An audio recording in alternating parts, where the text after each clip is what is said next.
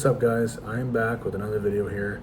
I apologize for the shake in the camera there. I've got a horrible little table clip tripod thing that's just brutal for holding my phone. Again, I record all my videos with my phone, so if you get some shakes, some weird stuff like that, I apologize ahead of time. I promise that will get better over time. I'm going to be investing in a good tripod that's going to give better angles, more stable video, and who knows, maybe in the future get a camera that will give me better content, but we're gonna work with what we got. So today's video is some programs that I downloaded on my computer that have been very helpful to me. I will link those programs in the comments below. Now, I will tell you right now, as you'd expect, small channel, probably not getting any of this, but I was not asked, paid, told, or requested or anything like that to give reviews or mention these programs by the program creators or developers. This is just my own usage, my own experience with them, and it's caused me to want to recommend them to you. So the first program that has been incredible to have for this computer, and will work very well for you as well too, is a program called Fan Control. Now, Fan Control, using the link that I will post in there, there's plenty of updates that they do to always improve the program, but Fan Control is nice because it's allowed me to control all of my fan speeds, including my graphics card and CPU coolers, all on one app, and being able to do it very easily. I am not smart with fan curves. I am not smart with this and that and this and that with different programs for this stuff. Fan Control has been nice because it works with my Thermalright fans, it works with my Asus graphics card, it works with my Be Quiet fans, and it will sense them, and it will actually automatically do a calibration where it'll determine its top speeds for RPMs and incrementally drop it down by 10% at a time all the way to 0%.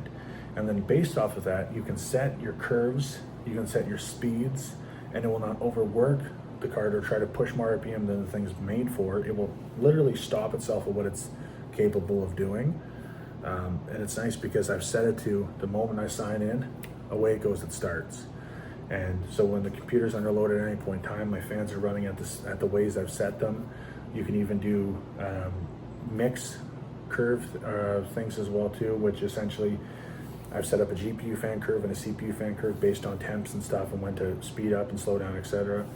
And this mix thing has allowed me to take the CPU fan curve and the GPU fan curves and all the fans and stuff associated with it and set it to max itself out when it determines it needs it. So when it's seeing that my computer is running at a very hot or starting to get warm, it'll just override it, kick everything up top speed till it cools down to an optimal temperature, and then it'll reduce it back down and go back to its normal curves that it's been set on. So it's been very helpful. It's nice that I can set it once I've had the fans detected and set them all up and named it blah blah. I don't have to mess with Fan Control ever again, unless I want to go in and manually adjust things or crank the speeds. Like my CPU cooler, I've got that on a manual thing which is set to 80%. Now I know the fans are probably running a little loud for some people. I can't hear them running right now. They're working very well. My CPU has stayed cool. The hottest it's gotten is 52 degrees Celsius. My graphics card, it's gotten up to 44 when I was playing games, so very cool. It's been working very well. I've seen some stuff online where these CPUs can go up to 90 or more. I haven't experienced it, and I've tried. Even Cinebench, the hottest this thing got was 65, and that's not really real world because it's going to really push its pace. It's going to stress every single core to make it be able to do this test and stuff. So that's not really real world. So I don't really use that temp to say what my normal temps are. But normal operating temps are been more than good with my cooling setup. So Fan Control, I really thank for that because it's helped to make this process so much easier. Another program I use that has been very helpful to me is OpenRGB, and I've got a mouse here. Okay, so I've just got a Razer Basilisk V3X Hyperspeed. I was able to set my RGB off of there. My keyboard, which is an Aula F75, I was able to set my RGB off that as well too. and as well as the RGB on the computer fans, I was able to set on OpenRGB as well. So I can control now all my RGB in this program. I don't have to use motherboard software, which Gigabytes has been kind of dodgy for me. It hasn't really worked that great. Plus there's not as many colors. They don't have as much freedom with it. If you hear crying in the background, it's one of my cats that's deciding that he needs to be a part of this video. His name is Frito, so don't mind him. He's just in a little bit of an audience right now. So you've got fan control to control the fan speeds and temps, or manage the temps. You've got OpenRGB for the, as far as the aesthetics or the RGB side of things. And now another program, which I will bring up here, is essentially, it's been really, really useful. I'm gonna power this up here quick, don't mind me turning that on. This program that I'm gonna talk about it's really helped me with, just signing in here, sorry about that. It's really helped me with a lot of that bloatware that Windows has on the computer.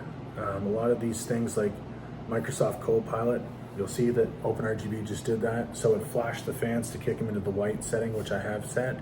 The regular RGB is just on when it's off in sleep or on the lock screen, but that kicks into white. So there's just another nice thing too, is for profiles, I can set up my RGB. Sorry, we'll get back to this other program, but OpenRGB is a lot of where on my profile, I can have it set to the fan colors I want. Her profile, I can have it set to the fan profiles.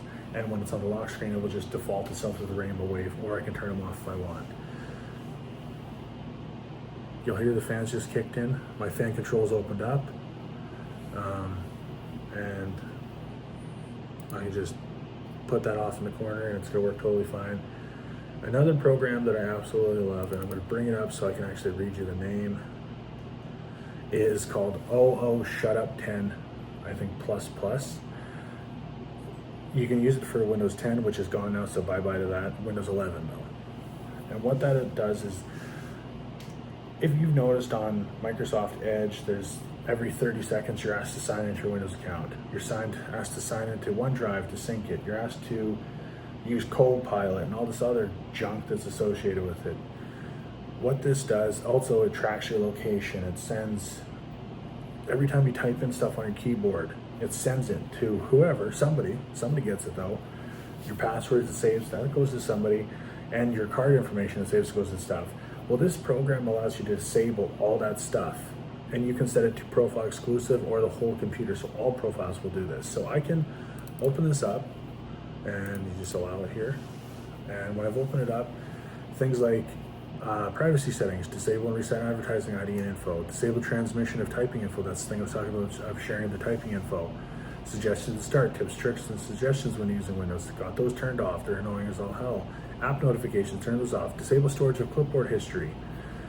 Now, usually when you copy and paste something, you copy and paste it in the thing you wanted to paste it into, and then it's just done. You don't need to save it or hold on to it. So if you don't need to use that, or if you prefer to use your clipboard and keep that, by all means, don't turn that on. But this, I turned it on because I didn't need that saved or shared. You can disable app access to user account information, Windows tracking of app starts, disable app access to device location, got that turned off. Like, there's just hundreds of things here. Microsoft Edge, just a few.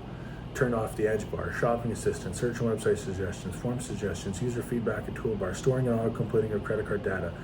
I can't stress this enough. Do not save your credit card information on your computer or stuff like that.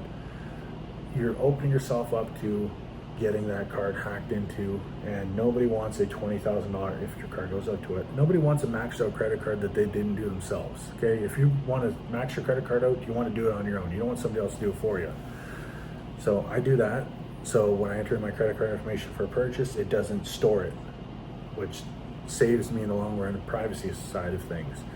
Disables auto completion of web addresses, personalized advertising. That's essentially, personalized advertising is, you notice how you have a conversation with somebody about a dining chair, and now all of a sudden on your phone, you notice that you're getting ads on Facebook and stuff for dining chairs? Something's listening, okay? Something's always running back. And this is very similar to this. You're gonna go in and make a search for a dining chair or a headset or this or that or something you didn't want anybody to know about. Next thing you know, that's all the ads tell you about is, hey, you need to buy this from this and this and this and this place. Turn that on, it will disable that, it will not save that information. Continuing on, there's even more in here. Microsoft Office, I can disable and turn off things for that as well too. Disable tracking in the web, page prediction, Cortana. I hate that. Sorry, I don't think it's Copilot. Is it Copilot or Cortana? This one says Cortana, but it could be Copilot. Either way, it will disable that. Going down here, Windows AI, I can disable that. I can disable the use of diagnostic data for tailor-made experience. So it won't save my information, save stuff to do certain things away. Now, I could be tinfoil hat on some of this stuff. You know, maybe it's not that big of a deal to have it.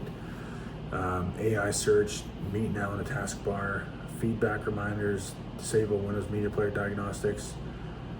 I can do so many things on here. And honestly, since I've downloaded this program, I've noticed a smoother experience, if that makes sense. Like, now when I go into Edge, I don't have Copilot, Cortana, all these other things pop up. I don't have all this unnecessary junk pop up.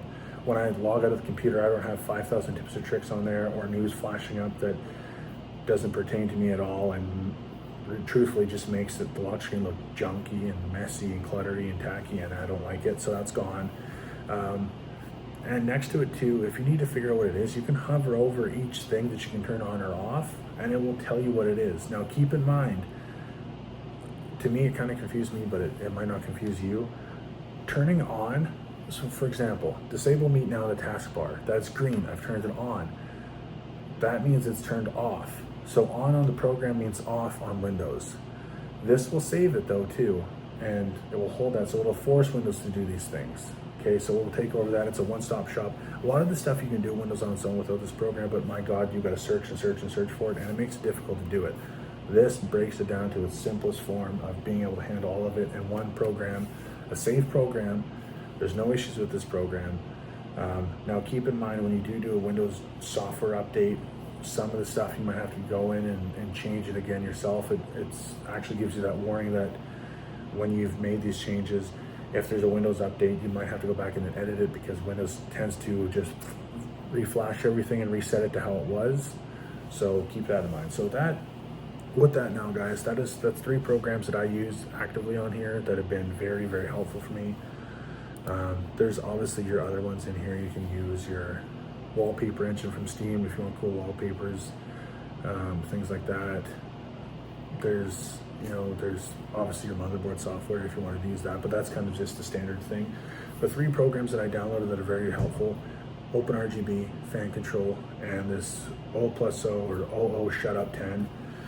Again, links will be in the description or in the comments. I'm not sure if YouTube allows me to put links in the description yet, but they'll be in there somewhere. If you can't find them, just look them up, and you'll be good to go. But anyways, thank you for watching this video. If you have any programs or things like that you use on a daily basis that's been beneficial to you and helped you, drop those in the comments below. I'm always open to trying new stuff.